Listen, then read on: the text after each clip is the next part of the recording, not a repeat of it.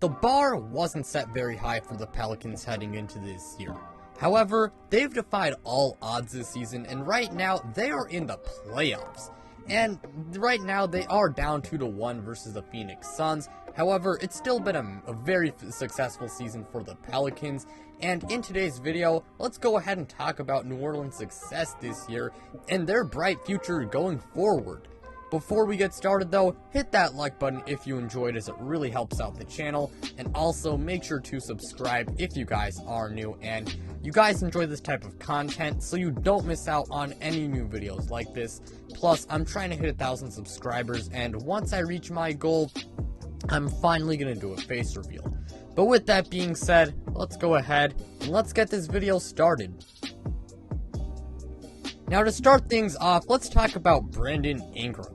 Now, personally, Brandon Ingram is one of my favorite players in the entire NBA. I'm a massive BI fan, and to be honest, I do think he is pretty underrated for how good he is. He is one of the better players in the entire NBA, and he is one of the best forwards in the entire league as well. And the guy, he's been an all-star caliber player ever since he arrived in NOLA. However, despite all of those facts, the media just doesn't really give him that type of recognition, and it really does suck to see.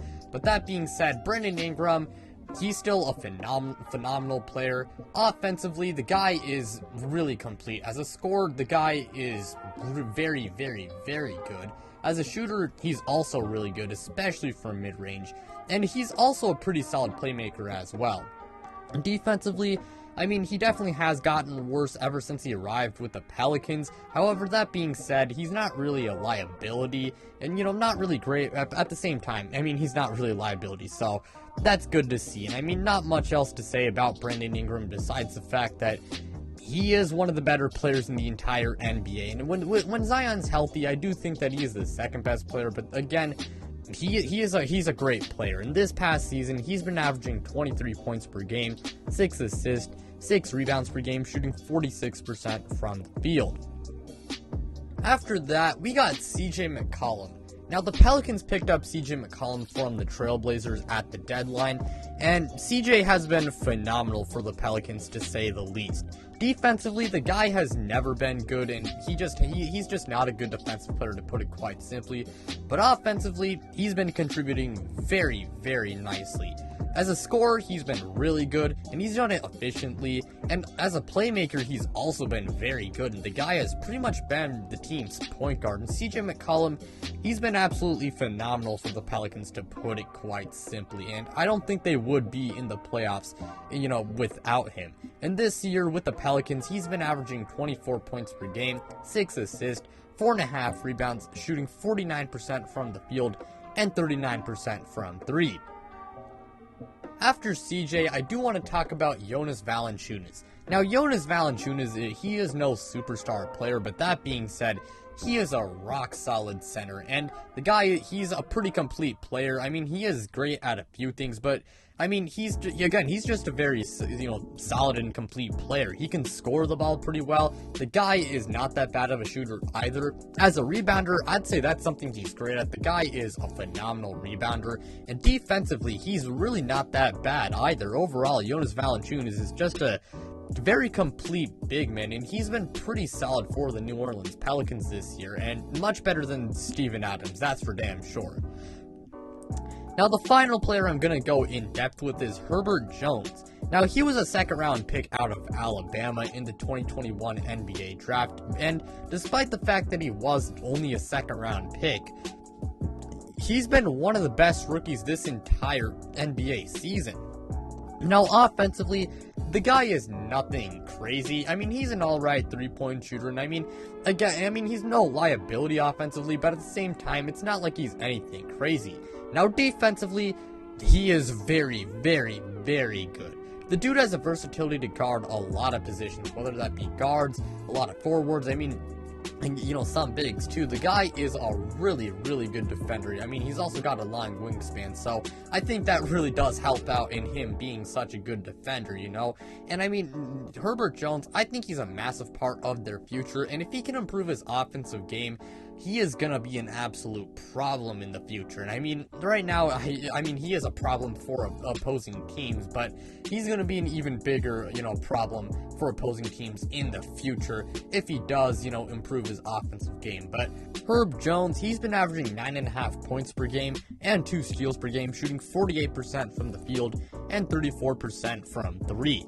Now, some other guys I want to briefly go over include Larry Nance Jr. He's only played 9 games for NOLA, but that being said, I mean, I do think he is a pretty good player when he's on the hardwood, and he's a pretty good defensive player. Then you got Devontae Graham. He's a good 3-point shooter and playmaker, and you also do have Jose Alvarado, who's he's an absolute pest. The guy is a really good defender, especially for someone his size, and he's a phenomenal hustle player.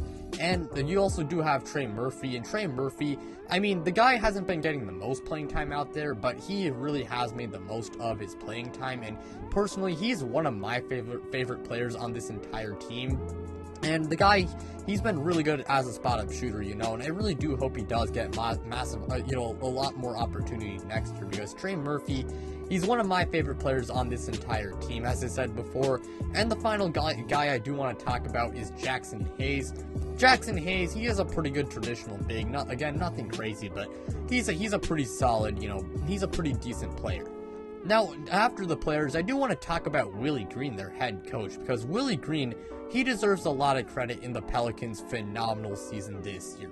They started out the year pretty bad, and again, the Pelicans, their expectations were low, and they exceeded those expectations by a lot, making the playoffs without Zion Williamson. Because without Zion Williamson, a lot of people thought that the Pelicans were going to be an absolutely terrible team, and it looked like they were going to be a terrible team because they started out the season 1-12. However, Willie Green has really rallied this team, back from that 1-12 start. And I mean, this team has also, dealt with drama, like Zion Williamson.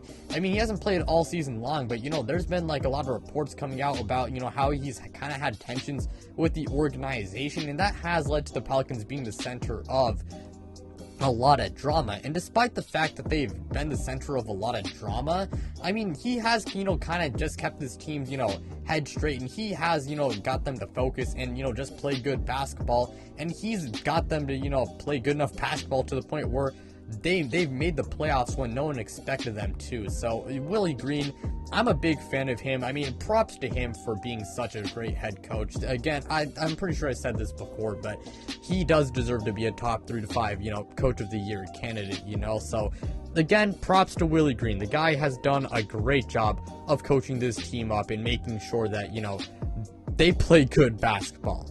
Now, before this video does end, I do want to talk about Zion Williamson briefly. Now, he has not played a second all season long, and it's going to stay like that for the rest of the Pelicans 2022 NBA season. However, that being said, like pretty much everyone, I really do hope that he can stay healthy, and I really do hope that he does resolve his issues with the Pelicans organization, because him with this team and some offseason additions and improvement from young guys, that could be a scary ass team, man. Because this team without Zion Williamson, they made it all the way to the playoffs, and Zion Williamson, when he's on the court, is one of the best players in the entire NBA. Like in 2021, the guy was absolutely phenomenal, despite the fact that the Pelicans disappointed a lot of people that year. Zion Williamson, again, he's truly phenomenal, and all he really needs to do, we know this, is to really just stay healthy, and he also does need to resolve his issues with the New Orleans, with the New Orleans Pelicans. So again, I really do hope those things happen. I really do hope that they do make some good additions to their team, and I really do hope some of the guys, do improve as players, because the Pelicans, they could maybe be a top 5 seed in the Western Conference next year, with Zion Williamson, and this team. But that's pretty much all I gotta say for today's video. Thank you guys so much for watching. It really does mean a lot to me. Again, like, subscribe, do all of that stuff, and also make sure to check out my social media. The links to them, they are in the description below. But without further ado, I'm out, you guys.